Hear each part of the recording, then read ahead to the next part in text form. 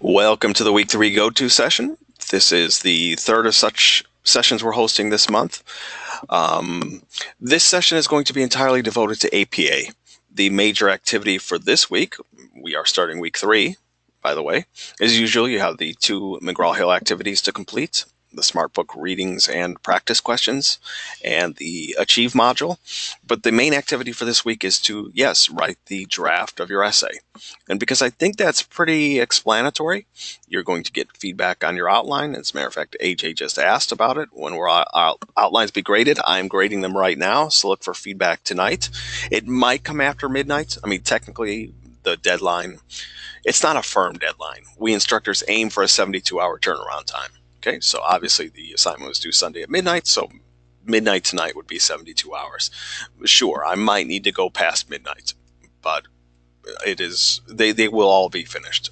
Okay, I think I said last week, worst case scenario is you wake up tomorrow morning and your feedback and grade and is waiting for you on the outline.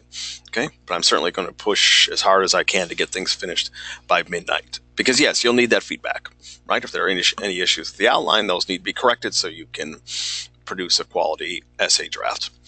But because the essay draft is pretty self-explanatory, if your outline is in good shape, you're essentially taking that outline and, yeah, filling things in. You have the basic skeleton in place. Now you just need to hang flesh on that skeleton, right? The outline is a blueprint. So if the blueprint is solid, you can start building that house based on that blueprint. So if your thesis, if your ideas, if your topic sentences, if your research are all looking great, then writing the essay shouldn't be too difficult. Because again, you're just filling in the details. The larger ideas and structure are already in place. Okay, and because I don't have much to lecture about that, it was actually last week's lecture where we talked about essay structure. If you have any concerns, you can just watch either the entire thing or just skip around in the week 2 lecture to find the appropriate moment. So if you need a reminder on, that we're aiming for a 5-paragraph essay here, an introduction, a conclusion, and then in between 3 body paragraphs that focus on your 3 thesis points. I will point out something very quickly. If I go into the essay draft activity, I'll go into preview mode. So this is what things look like on your end. You have 2 sample essays. Okay. One is right here, Ad Analysis, Grade A paper. So this is an A quality example of a paper. And this is the paper that I wrote. Yes, I guess I'm being a little bit self-serving and describing my own writing but I do think that this works pretty well as a model. So the Jeep essay that we've been talking about all month, okay, we used it as an example in week 1. I believe I referred to it in week 2. You can just open this up and see the full essay, right? There it is. And if you're someone who learns visually or loves to learn through example, I would study the example. And we have a second example. This one's a little bit more hidden. Every week you actually have had models in addition to the ones that I've created. They're always in these headings. So step 3, composing with care, essay example. So if you click on this heading, another paper appears. This is from an actual student, a past student. And this is on the Diet Coke ad, which we also looked at in week 1. So you have a second example of an ad analysis essay, excuse me. So again, use these as models. If you're a little bit still unsure what ad analysis looks like and feels like, sometimes I think it helps tremendously just to look at examples, right? Read through both papers. They're both short, and get a sense of what ad analysis looks like. So yes, you have 2 sample papers.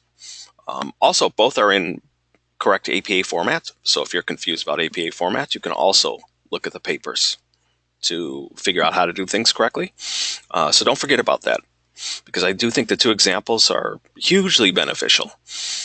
So why not use them? But because I do think, like I said, this week's activity is pretty self-explanatory, you're going to write an essay draft. By the way, draft it's a little bit different than maybe you think of the word draft. Draft does not mean something that's half finished or something that's sloppy. It should be the strongest possible work you can submit. Remember, this class moves fast, so we don't have the luxury of, let's say, a 16-week semester where we can slowly and carefully work through a very rough draft, and then you produce a more polished draft, and then maybe a final draft. No, things move much, much faster. So the stronger your essay draft is, well, for one, it makes it a little bit easier for me. But second, the stronger it is, the stronger shape it will be when you have to go back and revise it. Okay? So put forth your strongest work possible. Steven says the video about APA page layout in the overview section was very helpful to make an APA format template to use. Yeah, I'm not sure. Here, I'm always a little bit, I don't mean to go to the Weather Channel. Hold on. I'm always a little bit confused about what the department adds every month. You said it's in the overview section. So here, right? Research. Yeah, APA page layout. And I'm going to do this same thing, kind of, only because not everybody watches this video. I agree it's tremendously helpful, but I'm going to walk through it anyway. Plus, some people prefer my version of the walkthrough. And I'm going to go beyond just layouts. I will quickly teach layout, but I'm also going to create in-text citations and references in real time.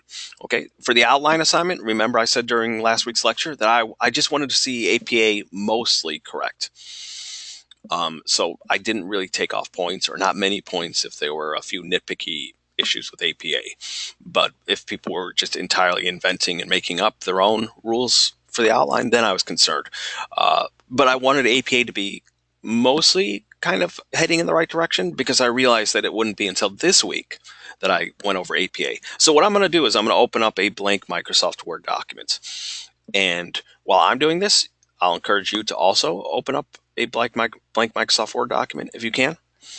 Okay, because I'm going to go through the steps, first layout, and then in-text citations and references in real time. So you could follow along right now with these steps, or you can just rewatch this video once it's posted. Okay. So again, Stephen, I apologize because maybe you've already watched this information, but some people are going to be seeing this for the first time. So I'm going to start by creating the header. Okay, the header is this top inch of the page, and I'm using Mac's version of Microsoft Word. So if you're using a PC version or the online free version of Microsoft's, if you go to Microsoft OneDrive, just Google Microsoft OneDrive, you can get a free version of Microsoft Word. So depending on which version you're using, some of these steps might be a little bit different. So you might have to figure out how to do these things. But typically up here within these functions, you can do the same thing. But if you have a full version of Microsoft Word, the header is as simple as just double clicking on the top inch of the page. And we need to include a couple things here. And actually, it's a good thing that I have my essay here available too, because sometimes I don't even remember exactly. So I'm going to take a sneak peek. And okay, we need the words running head, colon, and then the title of your paper in all caps. Okay, so I'm going to do that. We have to click this guy here, different first page, because technically the header looks a little bit different on the first page, the cover page. On the cover page, the words running head appears. On all remaining pages, it doesn't. Okay, so in order to make that happen, we have to click different first page. It's a little bit frustrating because I might have to do that again. But anyway, I'm going to type the words running head, colon, and then the title of your paper goes in all caps. So I'm just going to type placeholder English paper title. Okay, obviously you'll come up with an actual title for your paper. The title of my G paper is Animal Logic. So don't just type placeholder English paper. Come up with your own title. The other thing we need to include here, I should quickly mention that also your entire document, okay, from the cover page all the way down to the references page, should be in Times New Roman, 12-point font. And for the header, we actually have to make sure that it's in the correct font. So I'm going to go back to the Home tab and change this to Times New Roman. Okay. The other thing we need to do, and I can get back to the header footer tab just by clicking here. You can also go up here, and I forget where it is. I think it's under view. Yeah, view, header, and footer. Or you can use these tabs here. But the other thing we need to do is insert page numbers. So I'll just go to insert page numbers. And yes, we need it in the top right corner where it currently is. And yes, we want it to show up on the first page. Now here's the frustrating thing. Every time I click OK, it kind of undoes what I've... See? So hold on, I have to enter in that information. There we go. I clicked on different first page and it appeared again. But there, okay. So by the page number goes in the header. It's not something you put here manually. It goes in the header by literally collecting insert page number. I think you also have the option here, page number. Okay, but that's good. So we can click out of here. Actually, let me expand this a bit.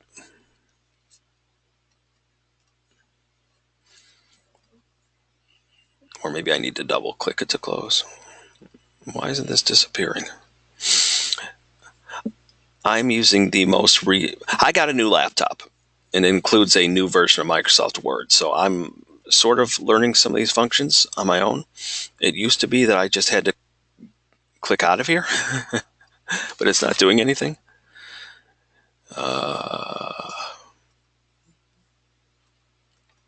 There we go. Okay, I double clicked and I got out. Next thing we need to do is create the cover page. And what we need to do is in the center of the paper, or in the center of the page, and you can just eyeball things, okay? So I'm going to go down to the middle of the page. I'm going to click on this guy here, the center text function, and we need three things here. We need the title of your paper, your name, and the name of your university. Yes, okay. So you type the title of your paper.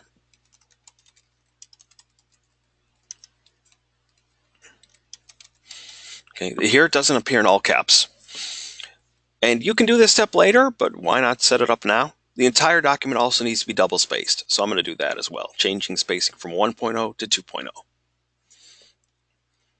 And then your name, I'll put my name, and then the name of your school, Full Sail University. I can already tell that this is not Times New Roman, so I need to fix that as well. Okay. And I'm going to make this smaller. Like I said, you can just eyeball things. So this looks like it needs to be bumped down to about there. Okay, that looks centered to me. It looks centered horizontally and vertically. So place your cursor right after the final piece of information and keep hitting enter or return until you get to the very first line of a new page. As soon as you get there, stop. Stop. And on the very first line of the next page, you are going to retype the title of your paper.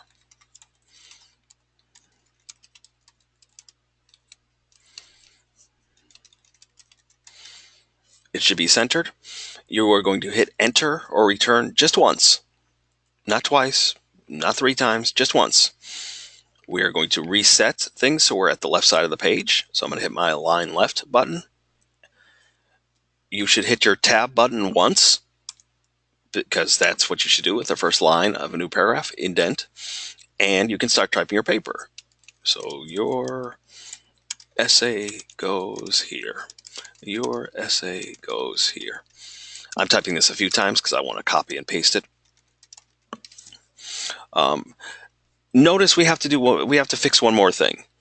Okay, so we need to put the header here. So on the cover page, we had the words running ahead, colon, and then the title of the paper in all caps. Here, the words running ahead do not appear. It should just be the title of your paper in all caps. If it's a long title, just use the first 2 or 3 words. So I'll just put place holder. What did I say? English paper. Okay, so something like that. I'm not sure why the page numbers have disappeared, so we'll go back to insert page numbers. Show number on first page. Yes, it should be here in the top right. And okay, that looks good. That doesn't look good. So this is a frustrating thing. You might find yourself clicking this guy, different first page, a few times to get things to come back. So that looks good. And that looks good. Okay, you see what we've done here? We've tried to get it so that the words running head appear here, but don't appear on all subsequent pages. So yeah, you might need to click things a few times, but eventually you got it. Okay, so I'm going to go ahead and copy this because I'm going to fill in.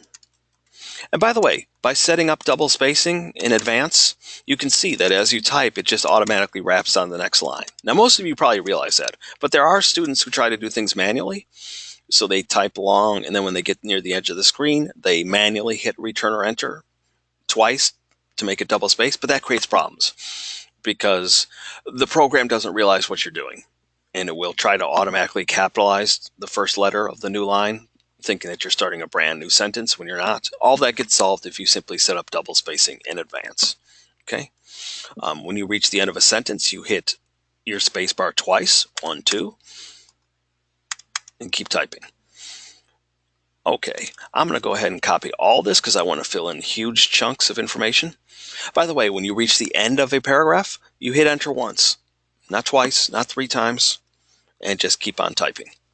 Okay, because what sometimes happens is students, they start doing this because they think that looks better, except it doesn't. Trust me. Open up a book sometime, especially like a novel. You don't see so much space between paragraphs. So just one space, okay? One double space between the title and your first paragraph and between paragraphs in general. It might look cramped to your perspective, but it's not, okay? It looks a little bit goofy here because obviously I'm just retyping the same information. But if I look at the full essay, wherever it went, let me close some of these things.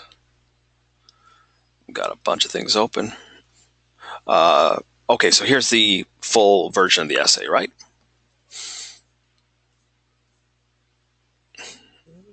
I don't know.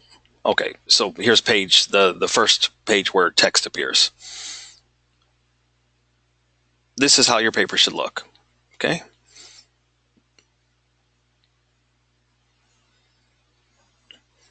And that's what we've done here. Now, I'm going to fill in a bunch more space because I'm going to pretend that we've reached the end of the paper. So let me just fill in several pages worth of text. When you get to the end of your paper, so let's say your paper ends here. Okay, this would actually be a pretty short essay, but okay, let's say it ends here. Keep hitting enter until you hit the very first line of a brand new page, and then stop. So there, stop. And here we will center the word references. It should not be in all caps. It should not have the word, it should not have a colon after it. It should not be italicized or bolded or underlined. The beauty of APA is that it's very consistent. You're using Times New Roman 12-point font for the entire document without any sprucing, without any formatting changes. It might look plain to your eyes, but believe me, it actually looks much more professional. It's not called works cited. It's not called bibliography, just the simple word references. And this is where we'll start building our references. Okay, so those are the basic rules for layout. Do AJ and Steven, do those steps feel pretty clear? Like, do you feel confident if you weren't following along that you can re-watch these steps and be able to follow along with me and reproduce the same thing that I've created here? I hope so. Okay, good. Because the next thing we're going to focus on is in-text citations and references. So let me quickly go to Full Sail Connect.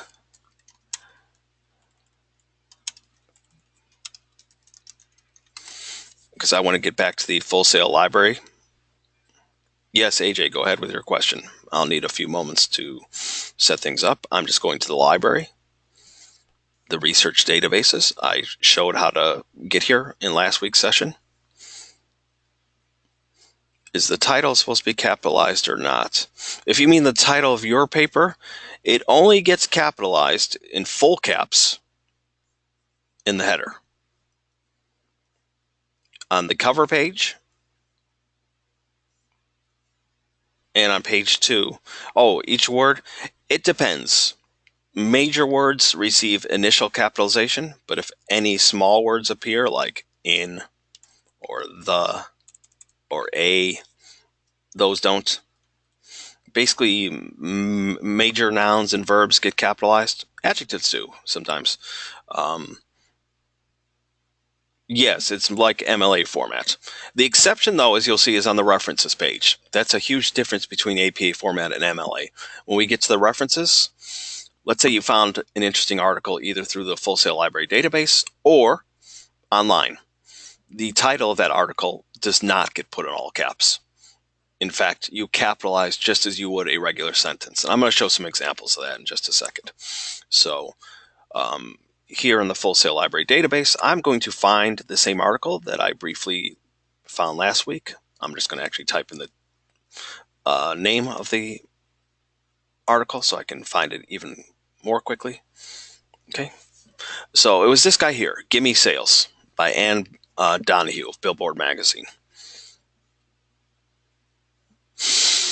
Now, I said last week that, of course, you have to read what you find to see if there's anything useful. And although this article doesn't speak directly about why the song Gimme Shelter is important or why it's thematically connected with both the video game and the ad, that this information here could arguably be tangentially important because it definitely communicates that this guy, Tim Riley of Activision, flew to New York, met with the rights holders of the song in order to get permission from the band members and from the rights holders. That's definitely evidence that they wanted this song, right? It wasn't just a matter of, oh, we need a cool sounding song and there are so many to choose from. No, they wanted this specific song. And if you watched last week's session, someone who was in attendance even gave a pretty good answer as to why that song is being used in the ad. So I have two choices here. I can either quote something directly or I can paraphrase, right? Say things in my own words, but because what I'm referring to comes from research, I still need to cite it. And the rules are slightly different based on whether you're quoting something directly or paraphrasing. Now, I actually think that the best option here is to paraphrase because, one, this is a lot of information. Two, the gist of this information, I would argue that there's nothing here that's so important that it needs to be quoted directly, but I will show how to quote directly, okay? So let's see. I'm going to grab this information here. For the first time in Activision history, it allowed another company to make edits to the ad itself in order to obtain approval from the band members as well. Okay. So I'm going to go ahead and copy that. Now, first I'm going to show how to cite something if you're using a direct quote, which is what I'm doing. So let's imagine that, I don't know, in this paragraph here, this is my paragraph where I talk about the ad's use of music. So let me just make up something, okay? Now, this is going to be a bit confusing, but bear with me. There are always two ways you can go about handling either a quotation or a paraphrase. One is you could mention the author in your actual sentence. So I could say something like, according to Ann Donahue of Billboard,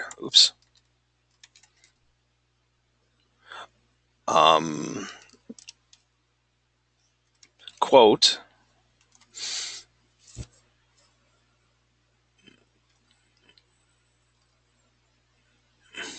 hold on, I need to fix some formatting stuff here. It always does this. I don't know why. Hold on. Okay, there we go. Good. So, according to Ann Donahue of Billboard, if you do this, if you mention the author's name in your actual sentence, you have to put the year in parentheses immediately after the author's name. It's just a rule. I believe this article is from 2010, right? Yes, 2010. Okay. So, yeah, if you mention the author's name in your sentence, it's just a rule. The second that name appears, boom, year goes in parentheses. So, according to Ann Donahue, 2010, of Billboard, quote, for the first time in Activision history, it allowed blah, blah, blah. Because this is a direct quote, we're not done. Direct quotes require more than just an author's name and year. it also needs a page or paragraph number. In this case, because this is an HTML file, so it reproduces the article as one single page, we have to count paragraphs. So 1, 2, 3, 4, 5. It appears in paragraph 5. And the abbreviation we use is para, P-A-R-A, all in lowercase, period, space, 5. Now, note a couple things here. The period does not go here. If you do that, technically the next sentence begins paragraph 5 and then the rest of your sentence. That would be an odd way for a sentence to begin. No, the true end of the sentence is when the citation ends. Okay? So there's one way to handle it.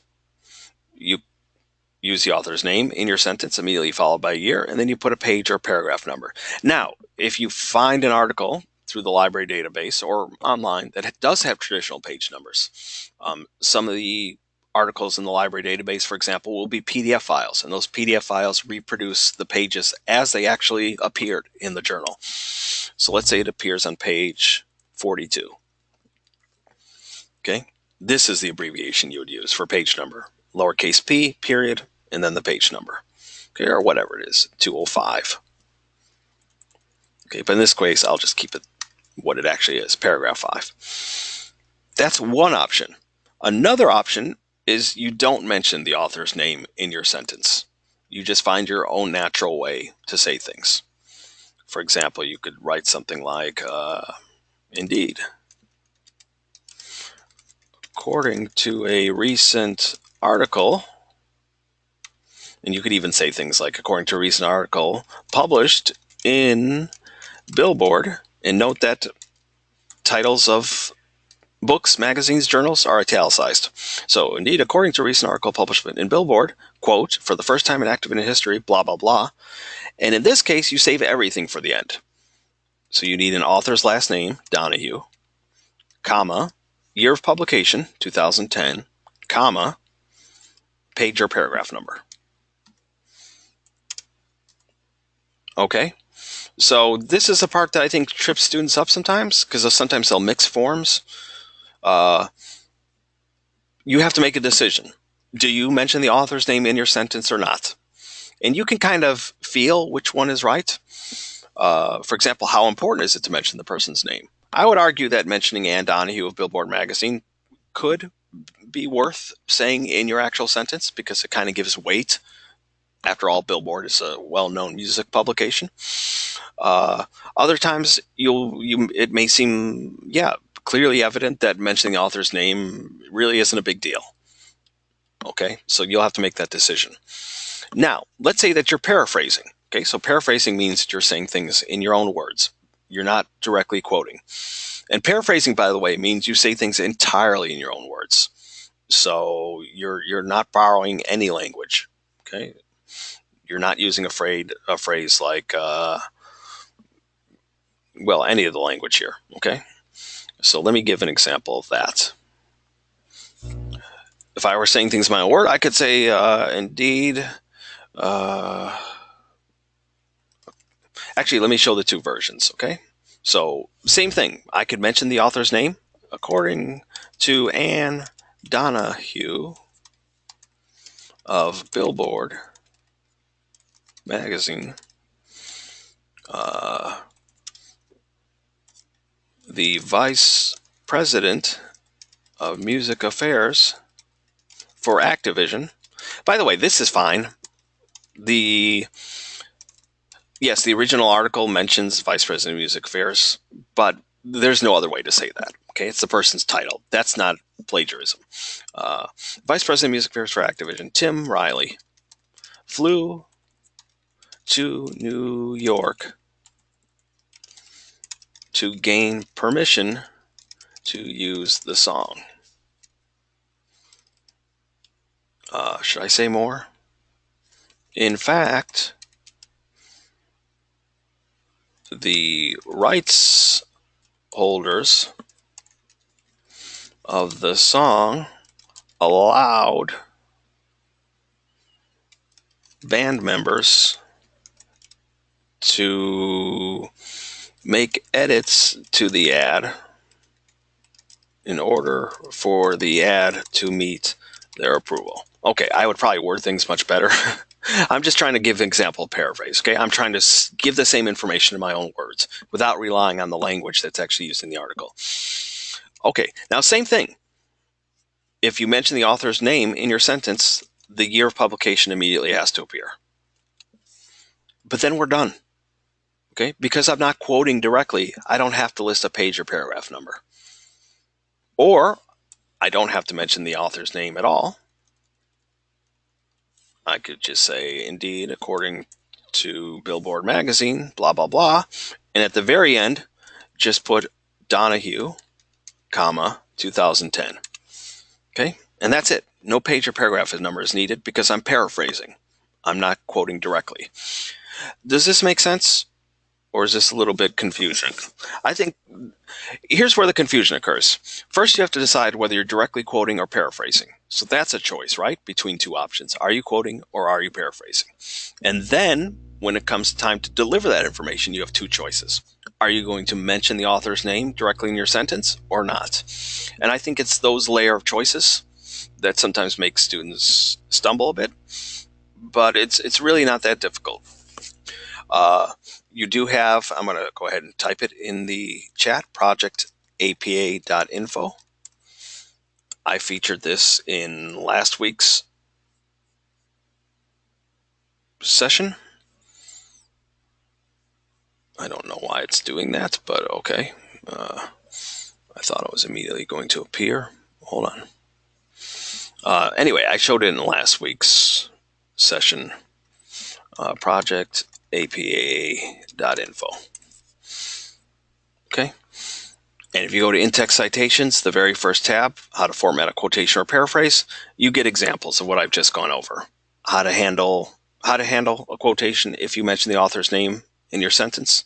And as you can see, it's doing the exact same thing. The author's name appears, immediately a year has to go in parentheses, and then at the very end, a page or paragraph number.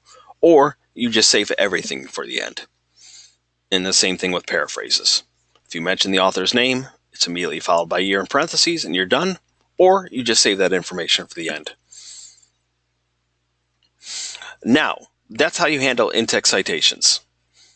For references, so let me scroll to our references page, and it looks like because I entered some information, references got bumped down. So let me put this back at the very tippy top and center it.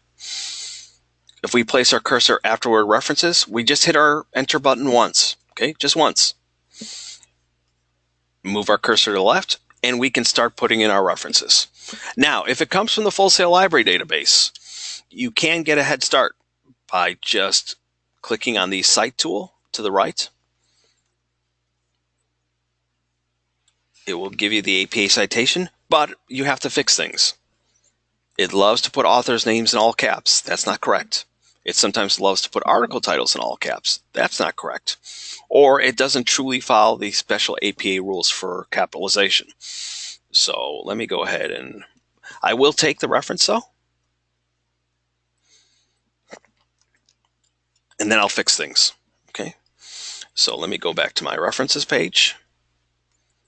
Copy and paste it. By the way, if you click on this little clipboard here and choose match destination formatting, it will fix everything. So it's in the same text as the rest of your paper. So first, this should not be in all caps.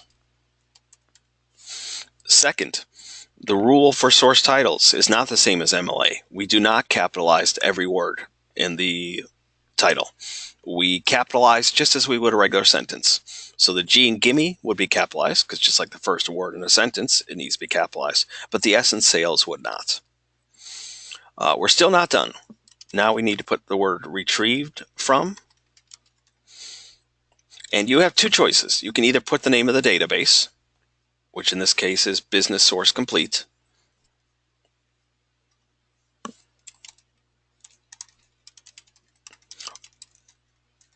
Okay. Or you can go and grab the permalink, not the URL, because this URL is going to be super long. No, the permalink is this little guy here on the right. It looks like a chain link.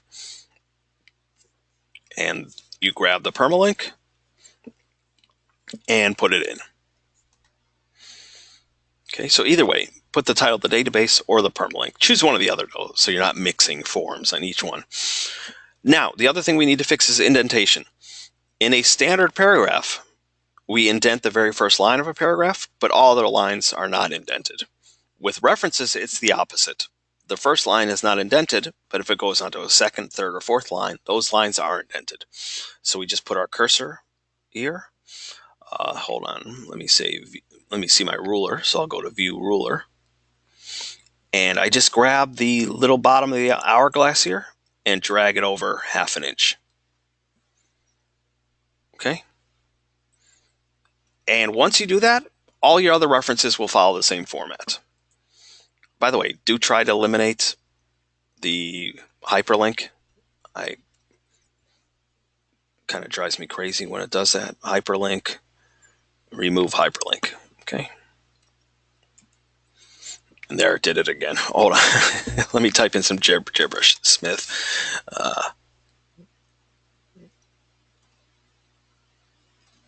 There we go. Undo hyperlink. Okay. Now let's say I find something online. So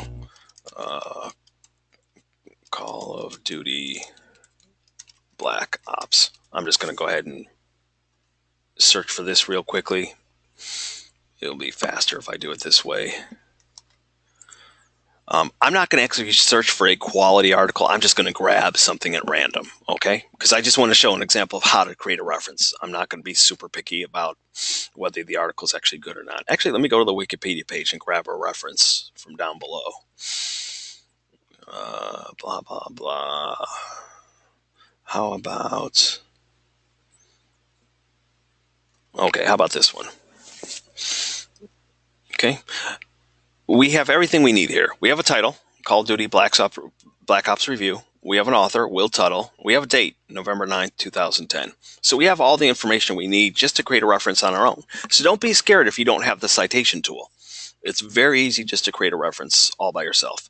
So author's last name, Tuttle, comma, first initial. What was his name? William, I think. Period. In parentheses, a year. This is a bit confusing. If you just put the year, that's fine. I'm not going to be picky.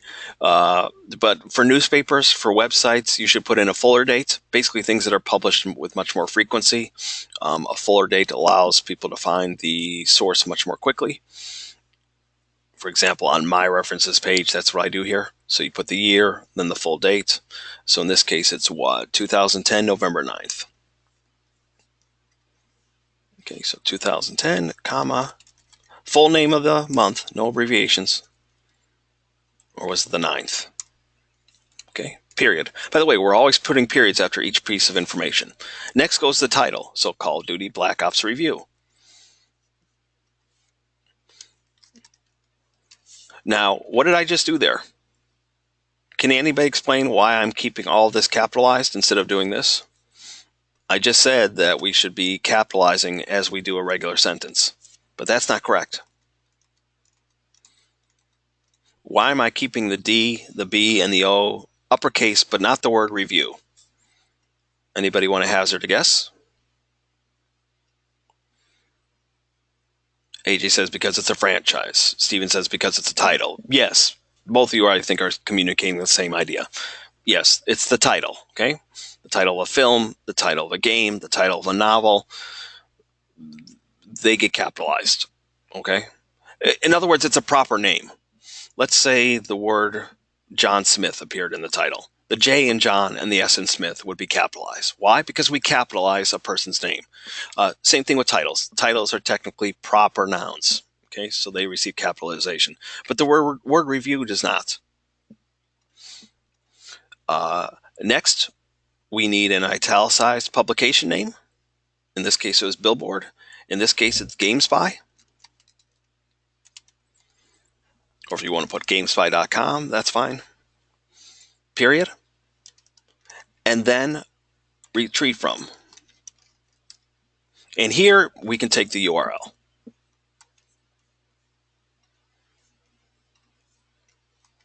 Okay, I misspelled the word retrieved. And as you can see, it automatically kept the formatting. Someone said, is there an easier, there is an easier way, isn't there, for the hanging indent? Yes, there is, but I'm bad at that. So I always manually create the indent. But yes, there is a function in here that will automatically create this hanging indent. But yes, I'm going in manually and making it happen and manually removing the hyperlink. Okay. But the good thing is, even if you do it manually, once you create the first one, the rest will just follow the same format. Okay, it will automatically do this indentation for you, and they should be arranged alphabetically. So D is before T. Okay, so if we look at this full references page, you can see Chapman, Cousins, Fenster, Norville, Raddick, Truitt. Okay, and here's a good example too. Okay, so let's take a look at some of these. You see these titles? Color theory for designers. In MLA, we would be capitalizing all these. Not the small word for, but all these major words. But not in APA. In APA, we're capitalizing just as we would for a regular sentence. It's a little bit confusing. Normally, we don't capitalize after a colon, but in APA, yes, they want the first word after the colon capitalized because it's kind of like the secondary title. Okay, so same thing here, color and emotion. Okay, so the C in color gets capitalized, but not the rest of the words. The W does because it comes after the colon, but the rest of it lowercase. Same thing here, the Jeep, because we're not talking about Jeep, the brand name, we're talking about Jeep, the all-around vehicle. Okay, same thing here, the story of Jeep.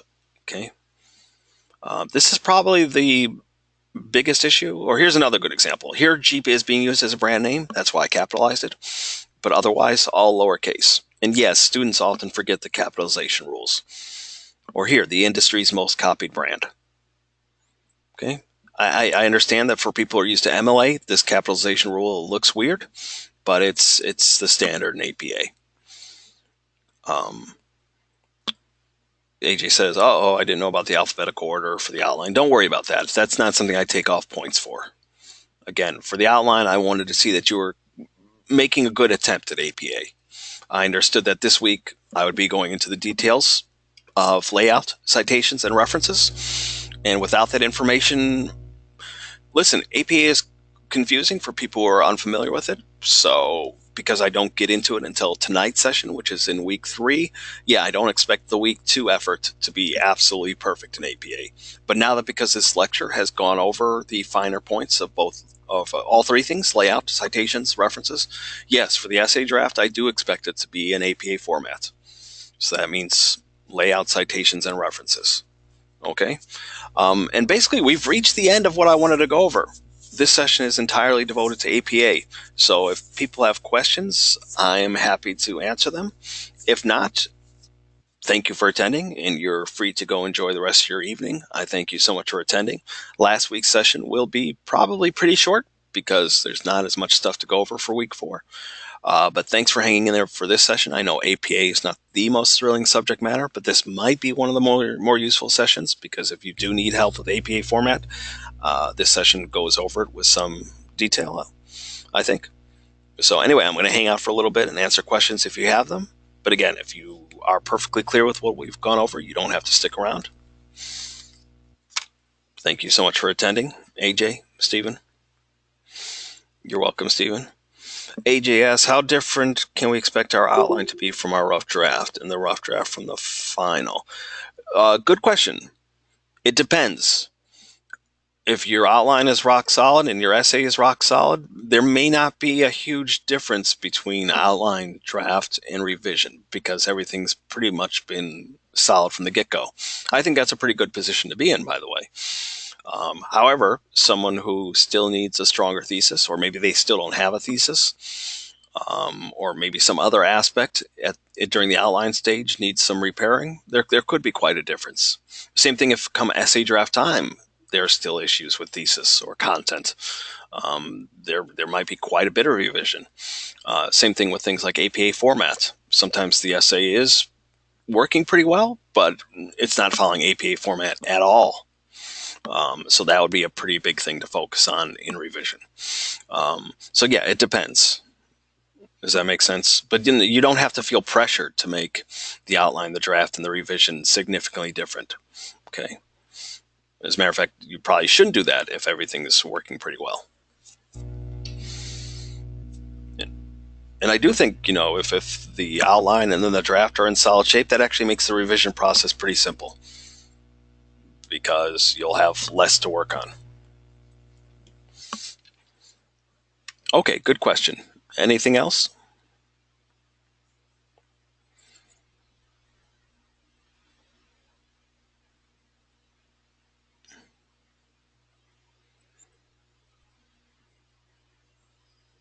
Okay, you're welcome, and look forward to my feedback sometime tonight or overnight. And I'm going to go ahead and stop the recording now. Thanks for all those who are attending, and thanks to all those who are watching.